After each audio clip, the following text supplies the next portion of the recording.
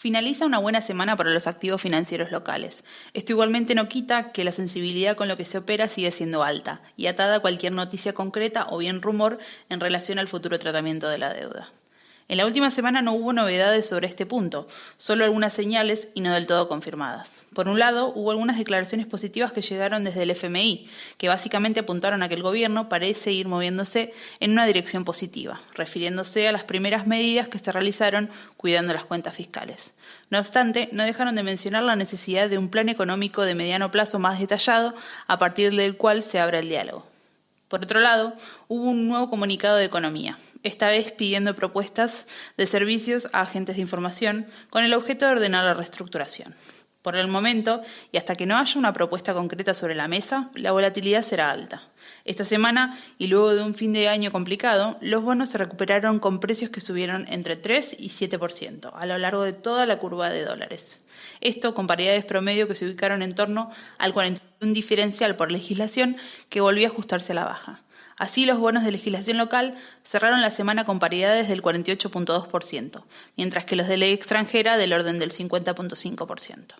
El movimiento reciente de los bonos se da en sintonía con una baja del 6% o casi 125 puntos del riesgo país, el cual cerró este viernes en 1.829 puntos. Para la renta fija en pesos, las subas fueron aún mayores, alcanzando incluso variaciones de 2 dígitos. Puntualmente, estos se recuperaron entre un 20 y 40%, en un escenario que los inversores se muestran optimistas respecto de la estrategia de renovación en el mercado que parecería estar consiguiendo el Tesoro y que aleja, por ahora, la posibilidad de un reperfileamiento de las LECAPs. Por otro lado, la volatilidad intradiaria fue claramente un dato entre las principales acciones argentinas. Esto con el S&P Merval que se movió entre los 42.300 y los 42.700 puntos a lo largo de la semana y un panel líder que no dejó de reflejar selectividad en los papeles. No obstante, la misma se fue reduciendo a medida que se calmaba el clima global y se mantenían las perspectivas positivas respecto al tratamiento de deuda. En este sentido, el índice alcanzó a subir un 5% para ubicarse en los 42.700 puntos.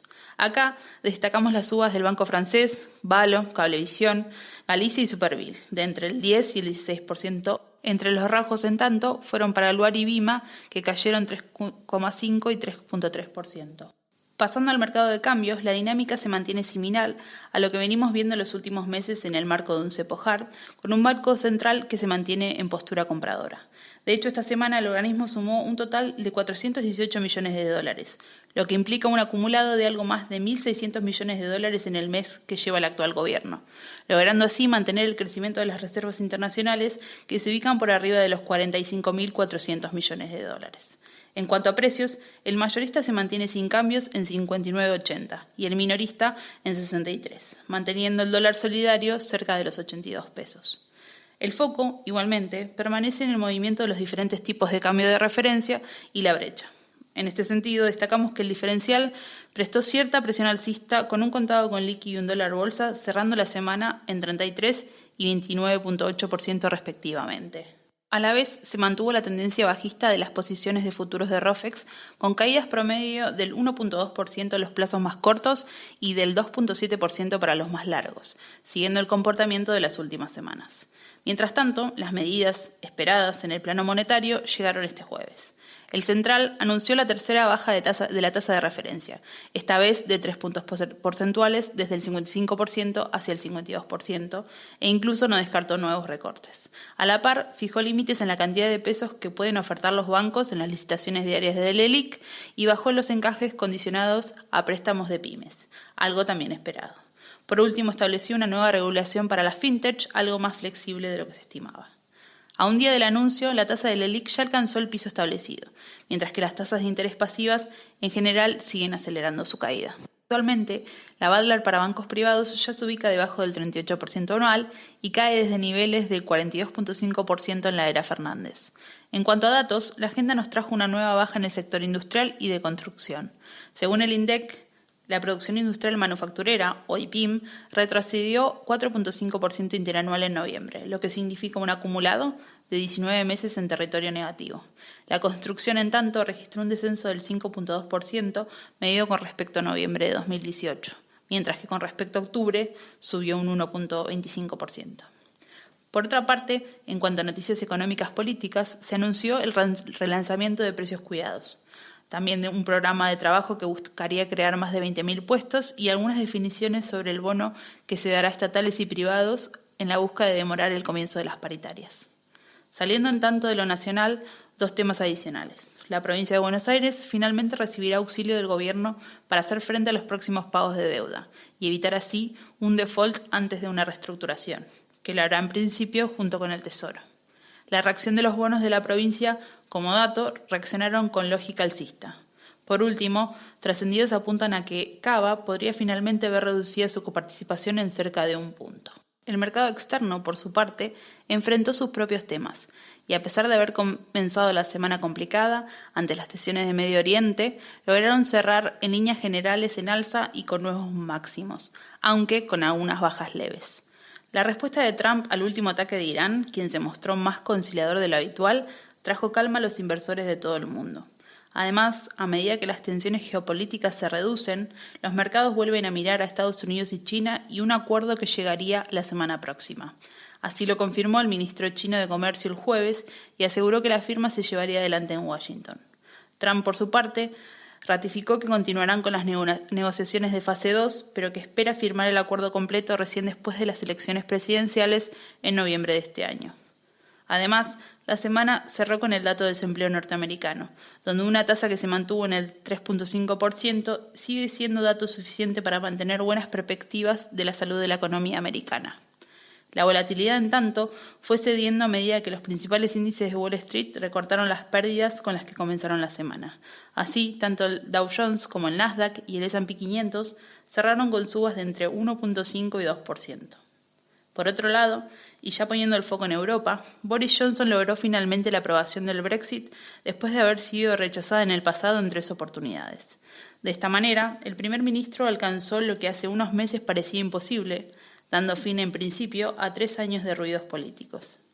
De todas formas, los números fueron mixtos para las principales plazas europeas. Las subas fueron entre 1 y 1.5%, mientras que las bajas no superaron el 0.7%. Mientras tanto, entre los activos de bajo riesgo, el rendimiento de los bonos norteamericanos retrocedió 3 puntos básicos por debajo de los picos de esta semana para ubicarse en el 1.82% anual. En Europa, en cambio, subieron entre 3 y 8 puntos básicos.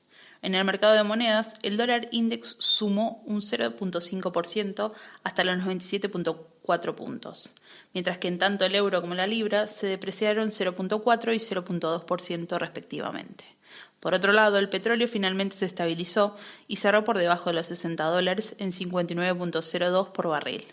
Esto tras una baja del 6% en la semana.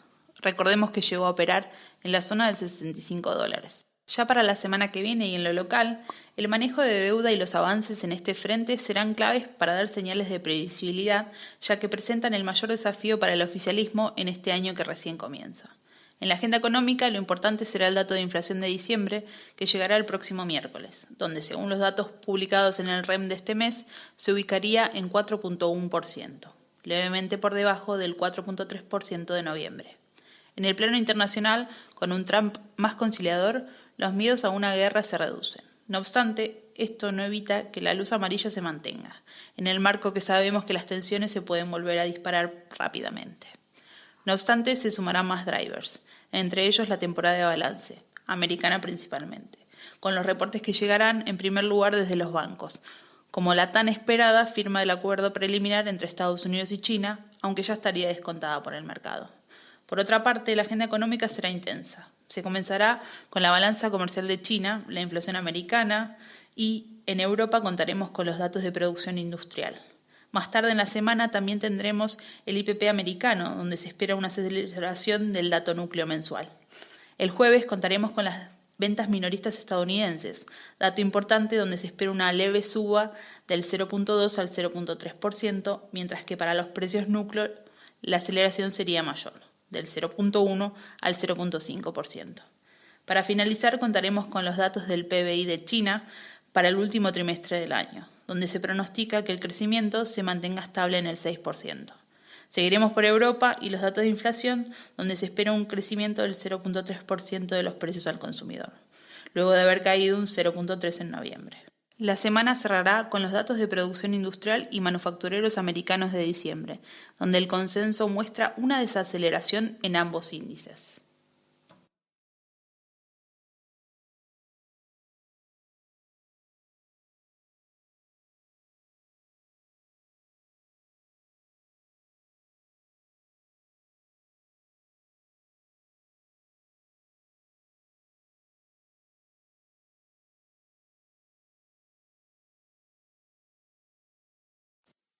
Finaliza una buena semana para los activos financieros locales. Esto igualmente no quita que la sensibilidad con lo que se opera sigue siendo alta y atada a cualquier noticia concreta o bien rumor en relación al futuro tratamiento de la deuda. En la última semana no hubo novedades sobre este punto, solo algunas señales y no del todo confirmadas. Por un lado, hubo algunas declaraciones positivas que llegaron desde el FMI, que básicamente apuntaron a que el gobierno parece ir moviéndose en una dirección positiva, refiriéndose a las primeras medidas que se realizaron cuidando las cuentas fiscales. No obstante, no dejaron de mencionar la necesidad de un plan económico de mediano plazo más detallado, a partir del cual se abra el diálogo. Por otro lado, hubo un nuevo comunicado de economía, esta vez pidiendo propuestas de servicios a agentes de información con el objeto de ordenar la reestructuración. Por el momento, y hasta que no haya una propuesta concreta sobre la mesa, la volatilidad será alta. Esta semana, y luego de un fin de año complicado, los bonos se recuperaron con precios que subieron entre 3 y 7% a lo largo de toda la curva de dólares. Esto con paridades promedio que se ubicaron en torno al 41 diferencial por legislación que volvió a ajustarse a la baja. Así, los bonos de legislación local cerraron la semana con paridades del 48,2%, mientras que los de ley extranjera del orden del 50,5%. El movimiento reciente de los bonos se da en sintonía con una baja del 6% o casi 125 puntos del riesgo país, el cual cerró este viernes en 1.829 puntos. Para la renta fija en pesos, las subas fueron aún mayores, alcanzando incluso variaciones de 2 dígitos. Puntualmente, estos se recuperaron entre un 20 y 40%, en un escenario que los inversores se muestran optimistas respecto de la estrategia de renovación en el mercado que parecería estar consiguiendo el Tesoro y que aleja, por ahora, la posibilidad de un reperfileamiento de las LECAPs. Por otro lado, la volatilidad intradiaria fue claramente un dato entre las principales acciones argentinas. Esto con el S&P Merval, que se movió entre los 42.300 y los 42.700 puntos a lo largo de la semana, y un panel líder que no dejó de reflejar selectividad en los papeles. No obstante, la misma se fue reduciendo a medida que se calmaba el clima global y se mantenían las perspectivas positivas respecto al tratamiento de deuda. En este sentido, el índice alcanzó a subir un 5% para ubicarse en los 42.700 puntos. Acá destacamos las subas del Banco Francés, Valo, Cablevisión, Galicia y Superville, de entre el 10 y el 16%. Entre los rajos, en tanto, fueron para Luar y Bima, que cayeron 3,5 y 3,3%. Pasando al mercado de cambios, la dinámica se mantiene similar a lo que venimos viendo en los últimos meses en el marco de un cepo hard, con un banco central que se mantiene en postura compradora. De hecho, esta semana el organismo sumó un total de 418 millones de dólares, lo que implica un acumulado de algo más de 1.600 millones de dólares en el mes que lleva el actual gobierno, logrando así mantener el crecimiento de las reservas internacionales que se ubican por arriba de los 45.400 millones de dólares. En cuanto a precios, el mayorista se mantiene sin cambios en 59,80 y el minorista en 63, manteniendo el dólar solidario cerca de los 82 pesos. El foco, igualmente, permanece en el movimiento de los diferentes tipos de cambio de referencia y la brecha. En este sentido, destacamos que el diferencial prestó cierta presión alcista con un contado con liqui y un dólar bolsa cerrando la semana en 33 y 29,8% respectivamente. A la vez, se mantuvo la tendencia bajista de las posiciones de futuros de ROFEX, con caídas promedio del 1,2% en los plazos más cortos y del 2,7% para los más largos, siguiendo el comportamiento de las últimas semanas. Mientras tanto, las medidas esperadas en el plano monetario llegaron este jueves. El central anunció la tercera baja de la tasa de referencia, esta vez de 3 puntos porcentuales desde el 55% hacia el 52%, e incluso no descartó nuevos recortes. A la par, fijó límites en la cantidad de pesos que pueden ofertar los bancos en las licitaciones diarias de LELIQ y bajó los encajes condicionados a préstamos de pymes, algo también esperado. Por último, estableció una nueva regulación para las fintech, algo más flexible de lo que se estimaba. A un día del anuncio, la tasa del LELIQ ya alcanzó el piso establecido, mientras que las tasas de interés pasivas en general siguen acelerando su caída. Actualmente, la Badlar para bancos privados ya se ubica debajo del 38% anual y cae desde niveles del 42.5% en la era Fernández. En cuanto a datos, la agenda nos trajo una nueva baja en el sector industrial y de construcción. Según el INDEC, la producción industrial manufacturera, o IPIM, retrocedió 4.5% interanual en noviembre, lo que significa un acumulado de 19 meses en territorio negativo. La construcción, en tanto, registró un descenso del 5.2%, medido con respecto a noviembre de 2018, mientras que con respecto a octubre subió un 1.25%. Por otra parte, en cuanto a noticias económicas políticas, se anunció el relanzamiento de Precios Cuidados, también de un programa de trabajo que buscaría crear más de 20.000 puestos y algunas definiciones sobre el bono que se dará a estatales y privados en la búsqueda de demorar el comienzo de las paritarias. Saliendo en tanto de lo nacional, dos temas adicionales. La provincia de Buenos Aires finalmente recibirá auxilio del gobierno para hacer frente a los próximos pagos de deuda y evitar así un default antes de una reestructuración, que lo hará en principio junto con el Tesoro. La reacción de los bonos de la provincia, como dato, reaccionaron con lógica alcista. Por último, trascendidos apuntan a que Cava podría finalmente ver reducida su coparticipación en cerca de 1 punto. El mercado externo, por su parte, enfrentó sus propios temas y a pesar de haber comenzado la semana complicada ante las tensiones de Medio Oriente, lograron cerrar en líneas generales en alza y con nuevos máximos, aunque con algunas bajas leves. La respuesta de Trump al último ataque de Irán, quien se mostró más conciliador de lo habitual, trajo calma a los inversores de todo el mundo. Además, a medida que las tensiones geopolíticas se reducen, los mercados vuelven a mirar a Estados Unidos y China y un acuerdo que llegaría la semana próxima. Así lo confirmó el ministro chino de Comercio el jueves y aseguró que la firma se llevaría adelante en Washington. Trump, por su parte, ratificó que continuarán con las negociaciones de fase 2, pero que espera firmar el acuerdo completo recién después de las elecciones presidenciales en noviembre de este año. Además, la semana cerró con el dato de desempleo norteamericano, donde una tasa que se mantuvo en el 3.5% sigue siendo dato suficiente para mantener buenas perspectivas de la salud de la economía americana. La volatilidad, en tanto, fue cediendo a medida que los principales índices de Wall Street recortaron las pérdidas con las que comenzaron la semana. Así, tanto el Dow Jones como el Nasdaq y el S&P 500 cerraron con subas de entre 1.5 y 2%. Por otro lado, y ya poniendo el foco en Europa, Boris Johnson logró finalmente la aprobación del Brexit después de haber sido rechazada en el pasado en 3 oportunidades. De esta manera, el primer ministro alcanzó lo que hace unos meses parecía imposible, dando fin en principio a 3 años de ruidos políticos. De todas formas, los números fueron mixtos para las principales plazas europeas. Las subas fueron entre 1 y 1.5%, mientras que las bajas no superaron el 0.7%. Mientras tanto, entre los activos de bajo riesgo, el rendimiento de los bonos norteamericanos retrocedió 3 puntos básicos por debajo de los picos de esta semana para ubicarse en el 1.82% anual. En Europa, en cambio, subieron entre 3 y 8 puntos básicos. En el mercado de monedas, el dólar index sumó un 0.5% hasta los 97.4 puntos, mientras que en tanto el euro como la libra se depreciaron 0.4 y 0.2% respectivamente. Por otro lado, el petróleo finalmente se estabilizó y cerró por debajo de los $60 en 59.02 por barril. Esto tras una baja del 6% en la semana. Recordemos que llegó a operar en la zona de $65. Ya para la semana que viene y en lo local, el manejo de deuda y los avances en este frente serán claves para dar señales de previsibilidad, ya que presentan el mayor desafío para el oficialismo en este año que recién comienza. En la agenda económica, lo importante será el dato de inflación de diciembre, que llegará el próximo miércoles, donde, según los datos publicados en el REM de este mes, se ubicaría en 4.1%, levemente por debajo del 4.3% de noviembre. En el plano internacional, con un Trump más conciliador, los miedos a una guerra se reducen. No obstante, esto no evita que la luz amarilla se mantenga, en el marco que sabemos que las tensiones se pueden volver a disparar rápidamente. No obstante, se sumarán más drivers, entre ellos la temporada de balance, americana principalmente, con los reportes que llegarán en primer lugar desde los bancos, como la tan esperada firma del acuerdo preliminar entre Estados Unidos y China, aunque ya estaría descontada por el mercado. Por otra parte, la agenda económica será intensa. Se comenzará con la balanza comercial de China, la inflación americana y en Europa contaremos con los datos de producción industrial. Más tarde en la semana también tendremos el IPP americano, donde se espera una aceleración del dato núcleo mensual.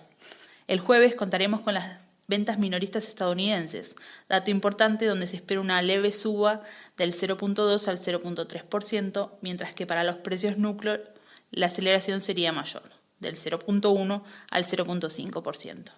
Para finalizar, contaremos con los datos del PBI de China para el último trimestre del año, donde se pronostica que el crecimiento se mantenga estable en el 6%. Seguiremos por Europa y los datos de inflación, donde se espera un crecimiento del 0.3% de los precios al consumidor, luego de haber caído un 0.3% en noviembre. La semana cerrará con los datos de producción industrial y manufactureros americanos de diciembre, donde el consenso muestra una desaceleración en ambos índices.